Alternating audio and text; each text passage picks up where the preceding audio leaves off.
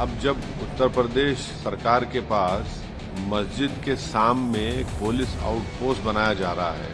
5 लोगों की मौत हो गई फायरिंग से, उसका जिम्मेदार कौन है किसी को पता नहीं है। ये सब जो किया जा रहा है ये एक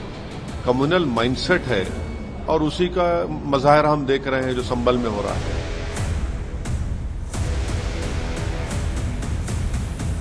अब जब उत्तर प्रदेश सरकार के पास मस्जिद के सामने एक पुलिस आउटपोस्ट बनाया जा रहा है और पुलिस आउटपोस्ट का जो फाउंडेशन है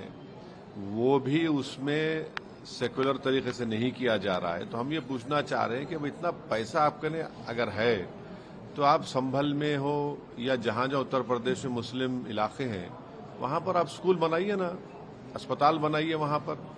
पुलिस स्टेशन, पुलिस आउटपोस्ट, शराब खाने तो आप बहुत खोल चुके हैं मुस्लिम इलाकों में, इसकी जरूरत ही नहीं है। जरूरत इस बात की है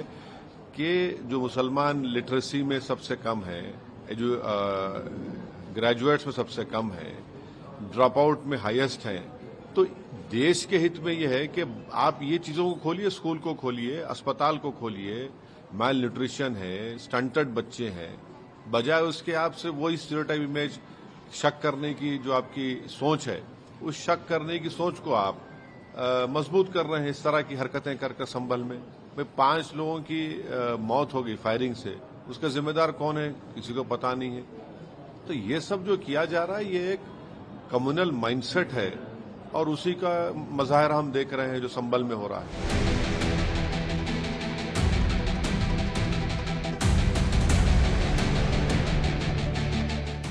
संभल के शाही जमा मस्जिद के सामने बन रहे सत्यव्रत चौकी का काम लगभग पूरा हो गया है। कल देर रात तक चौकी का जो लिंटर का काम है उसको पूरा किया गया और अब देखेंगे आप तो इस चौकी का जो लिंटर है वो डाल दिया गया है और कल देर रात तक जो सीनियर अधिकारी थे वो यहाँ पर मौजूद थे और यहाँ पर जो लिंटर का काम है उसको कल देर रात में ही पूरा करा दिया गया है। ऊपर अगर आप देखेंगे तो जो लिंटर है वो यहाँ पर चौकी का डाल दिया गया है। ऊपर की जो पिलर की पाइलिंग है वो भी पहले कर दी गई थी और अब जो लिंटर वाला काम था वो भी यहाँ पर कर दिया गया है और लगातार आज 6वां दिन है और 6वें दिन भी जो काम है वो यहाँ पर चल रहा है। अभी सुबह में जो मजदूर हैं वो यहाँ पर गए हुए हैं बाहर, रात तक जो काम है वो यहाँ पर चला था और इसके बाद जो लिंटर का जो पूरा काम था उसको कंप्लीट किया गया है। अब अगर आप देखेंगे तो ये जो कॉलम है जो खाली है इस कॉलम को भरने का काम किया जाएगा और यही कारण है कि जो अंदर मशीन है वो मशीन को भी लगाया गया है ताकि जल्द से जल्द जो